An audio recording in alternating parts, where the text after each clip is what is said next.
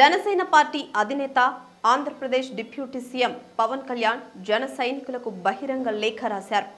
Janasena party నేతలు, వీర మహిళలు, జన సైనికులు ఎవరు అనవసరమైన వివాదాలు, విభేదాల జోలికి వెళ్లొద్దు అన్నారు. ఎన్డీఏ కూటమిలోని 3 పార్టీల కేడర్ బాధ్యతాయుతంగా వ్యవహరించాలని, కూటమి ఆశయాన్ని గమనించి ముందుకు సాగాలని అన్నారు. సోషల్ మీడియాలో వచ్చే తప్పుడు వార్తలపై, కూటమి అంతర్గతమైన అంశాలపై ఒకవేళ ఎవరైనా స్పందించినా ప్రతిస్పందించొద్దు అన్నారు. వ్యక్తిగత అభిప్రాయాలు వెల్లడించొద్దు, బహిరంగంగా చర్చించొద్దు అని సూచించారు పవన్ కళ్యాణ్.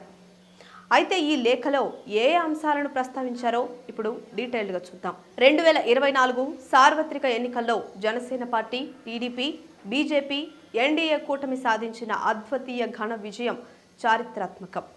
ఇది కేవలం ఒక కూటమి బలం మాత్రమే కాదు.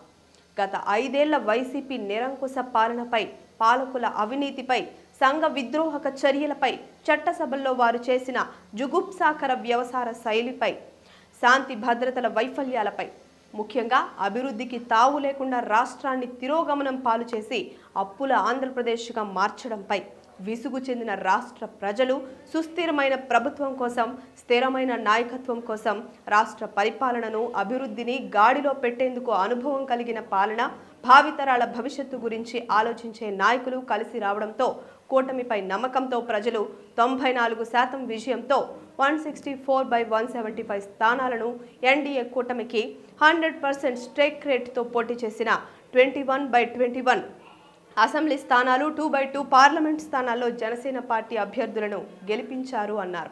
ఈ విజయాన్ని ప్రజలు మనకు ఇచ్చిన బాధ్యతగా మలుచుకొని అధికారం చేపట్టిన రోజు నుంచి గౌరవ ప్రధాని శ్రీ నరేంద్ర మోదీ గారి మార్గదర్శకత్వంలో, కేంద్ర సహాయ సహకారాలతో గౌరవ ముఖ్యమంత్రి శ్రీ నారా చంద్రబాబు నాయుడు గారి నేతృత్వంలోని రాష్ట్ర ప్రభుత్వం అన్ని రంగాలలో సమగ్ర అభివృద్ధి సాధించే దిశగా చిత్తశుద్ధితో పనిచేస్తుంది. అధికారం చేపట్టిన 7 నెలల కాలంలో దాదాపు 3 లక్షల కోట్లకు పైగా పెట్టుబడులు రాష్ట్రానికి వచ్చాయన్న, మారుమూల గ్రామాలలో నాణ్యమైన రోడ్లు, మౌలిక సదుపాయాల కల్పన జరుగుతున్నా, ఎన్నికల్లో ఇచ్చిన హామీలు ఒక్కొక్కటిగా అమలు చేస్తూ సంక్షేమాన్ని, అభివృద్ధిని సమపాలలో ముందుకు తీసుకెళ్తున్నా సరే, దానంతటికీ కారణం 5 కోట్ల ఆంధ్రప్రదేశ్ ప్రజలు పెట్టుకున్న నమ్మకాన్ని నిలబెట్టుకుని యువతకు 25 ఏళ్ల భవిష్యత్తు అందించాలనే దృఢ సంకల్పమే కారణం. ఇలాంటి పరిస్థితుల్లో కూటమి 3 పార్టీల శ్రేణులు అత్యంత బాధ్యతాయుతంగా వ్యవహరిస్తూ కూటమి ఆశయాన్ని కాపాడాల్సిన బాధ్యత ప్రతి ఒక్కరిపై ఉందని అన్నారు. అనవసరమైన వివాదాల జోలికి, విభేదాల జోలికి వెళ్లొద్దని విజ్ఞప్తి చేస్తున్నాను.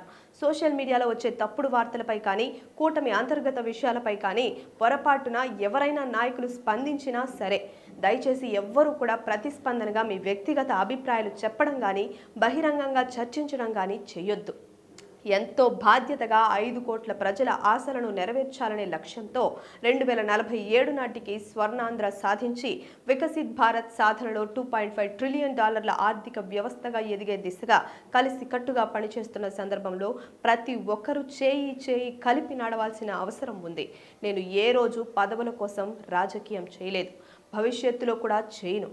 నాకు తెలిసింది కష్టాల్లో ఉన్నవారి కన్నీరు తుడవటం, వారికి అండగా నిలబడడం, నేను పుట్టిన నేలను అభివృద్ధి చేయాలి అనుకోవడం మాత్రమే.